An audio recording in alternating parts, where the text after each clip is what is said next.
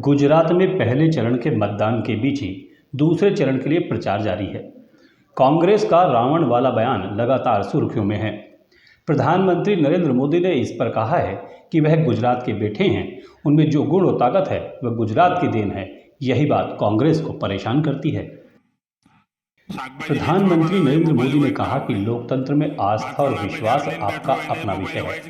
आप केवल अपने परिवार के लिए जीना चाहते हैं तो ये आपकी मर्जी है, मगर इतना समझ लीजिए कि जितना कीचड़ उछालोगे कमल उतना ही खिलेगा। प्रधानमंत्री गुजरात में दूसरे चरण के लिए कलोल में जनसभा को संबोधित कर रहे थे। इस दौरान उन्होंने कहा कि कांग्रेस में इस बात की होड़ चल रही है कि मोदी को कौन ज्यादा गाली दे सकता है।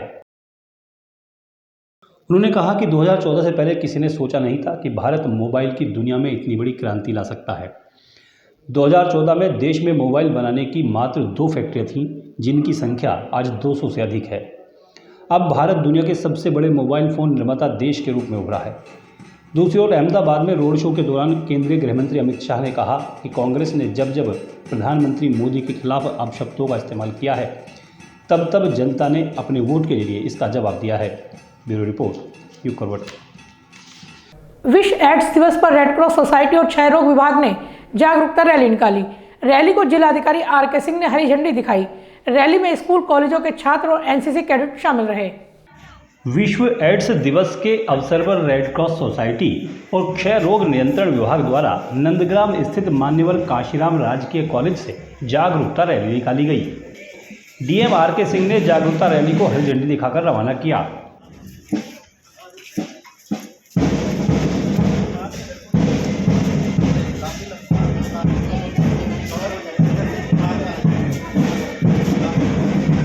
रैली में स्कूल कॉलेजों के छात्र छात्राएं, स्वास्थ्य विभाग के अधिकारी कर्मचारी शामिल हुए। स्कूली बैंड, एनसीसी कैडेट्स सहित अनेक छात्र छात्राओं ने हाथ में तख्तियां लेकर लोगों को एड्स के प्रति जागरूक किया।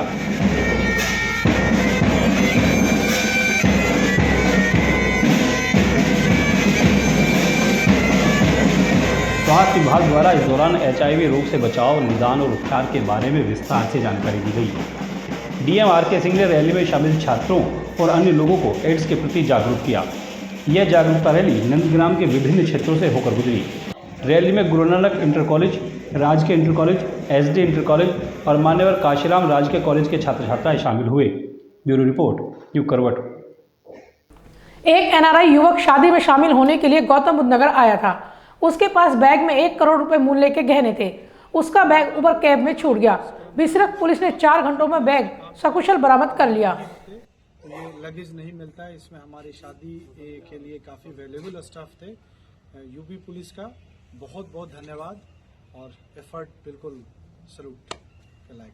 गाजियाबाद की क्रॉसिंग रिपब्लिक में 3 मासूम बच्चियों की जान 20 मिनट तक अटकी रही। बहुत छोटी उम्र की ये बच्चियां यहां लिफ्ट में फंस गई। इनके अभिभावकों ने AOA पदाधिकारियों के खिलाफ रिपोर्ट दर्ज कराई है। क्रॉसिंग रिपब्लिक थाने की एसोटेक नेस्ट सोसाइटी में रहने वाले लोगों ने AOA के पदाधिकारियों के खिलाफ रिपोर्ट दर्ज कराई है। पीड़ित द्वारा दी गई तहरीर में बताया गया है कि AOA के पदाधिकारी की लापरवाही के चलते सोसाइटी की लिफ्ट अमूमन खराब रहती है। कई बार यहां रहने वाले रेजिडेंट, विशेषकर बच्चे, लिफ्ट में फंस जाते हैं। पीड़ित का यह भी कहना है कि कल उनकी सोसाइटी की लिफ्ट अचानक खराब हो गई थी। जिस समय लिफ्ट खराब हुई वहाँ पर उनकी बच्ची समेत 3 लड़कियां थीं।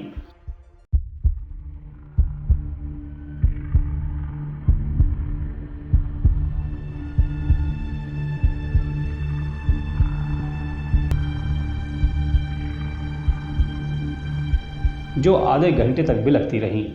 तहरीर के आधार पर क्रॉसिंग रिपब्लिक थाने में एओए पदाधिकारियों के खिलाफ रिपोर्ट दर्ज कर ली गई है। कल दिनांक 30/11/2022 को थाना क्रॉसिंग रिपब्लिक के अंतर्गत एक एसोटेक नेक्स्ट नामक सोसाइटी है, वहाँ के निवासी हैं शिवम नागर। इनके द्वारा थाने पर सूचना दी गई कि इनकी सोसाइटी के अंदर लिफ्ट के जो मेंटेनेंस हैं वो काफ़ी समय से ख़राब चल रहा है और 3 बच्चियाँ जो हैं उसमें लगभग आधा घंटे के तकरीबन लिफ्ट में फंसी रहीं, जिसकी वजह से किसी बड़ी घटना को बड़ा हादसा हो सकता था। इसी की सूचना इन्होंने थाना क्रॉसिंग रिपब्लिक पर दी। थाने पर शिकायत प्राप्त होने के उपरांत तत्कालीन रूप से जो है इसमें मुकदमा पंजीकृत कर लिया गया है और इस संबंध में अग्रिम वैधानिक कार्रवाई की जा रही है। ब्यूरो रिपोर्ट यूप करवट। गाजियाबाद नगर निगम के कर्मचारियों को कार्य बहिष्कार जारी है। इसमें अब दूसरे विभाग के लोग भी जुटने लगे हैं। आज प्रकाश विभाग के कर्मचारी और माली धरने पर बैठ गए। हमारी मांगे नगर निगम कर्मचारी संघ का धरना तीसरे दिन भी जारी रहा। संघ ने चेतावनी दी है कि अगर आज उनकी मांगें नहीं मानी गई तो कल से वाटर सप्लाई से जुड़े कर्मचारी भी आंदोलन में शामिल हो जाएंगे। अगर ऐसा हुआ तो शहर में वाटर सप्लाई बाधित हो सकती है। धरना स्थल पर कर्मचारियों की भीड़ बढ़ती जा रही है। नगर निगम के मुख्य ऑफिस और सभी जोनल कार्यालयों में काम करने वाले कर्मचारी हड़ताल पर रहे। नगर निगम के सभी विभागों में सभी तरह के कार्य प्रभावित हो रहे हैं। आज विद्युत विभाग के कर्मचारी भी धरने पर बैठ गए। नगर आयोग नीचे आओ, नगर आयोग नीचे आओ, नगर आयोग। नगर निगम कर्मचारी संघ के अध्यक्ष रविंद्र कुमार ने दावा किया है कि उत्तर प्रदेश नगर निगम स्वायत्त शासन कर्मचारी संगठन ने भी उनके आंदोलन को समर्थन दे दिया है। संगठन की ओर से एक पत्र नगर विकास विभाग के प्रमुख सचिव को लिखा गया है।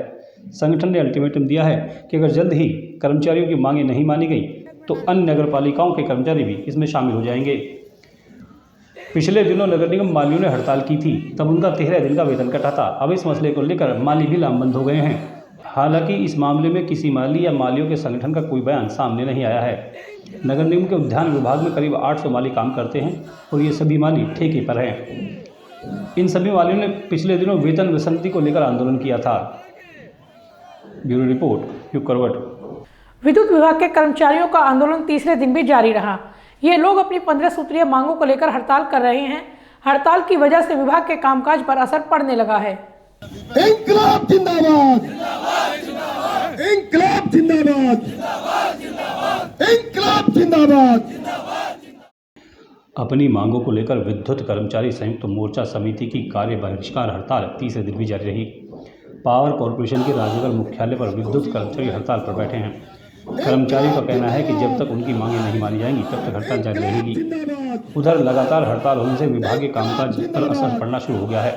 विद्युत कर्मियों की मांग है कि सभी बिजली कर्मचारियों और अभियंताओं को पहले की तरह 9, 14 और 19 वर्ष की सेवा के बाद पदोन्नत पद के समयबद्ध वेतनमान प्रदान किए जाएं। ऊर्जा निगमों में चेयरमैन, प्रबंध निदेशकों और निदेशकों के पदों पर नियमानुसार चयन प्रक्रिया की जाए। इसके अलावा सभी कर्मियों की सुरक्षा के लिए power sector employees protection act लागू किया जाए। ब्यूरो रिपोर्ट यूप करवट। नोएडा विकास प्राधिकरण ने बड़ी कार्रवाई की है। यह यमुना नदी के डूब क्षेत्र में बनाए गए 30 फार्म हाउस ध्वस्त कर दिए गए। लगभग 40 करोड़ की जमीन खाली कराई गई है। ये कार्रवाई सीओ ऋतु महेश्वरी के निर्देश पर की गई है।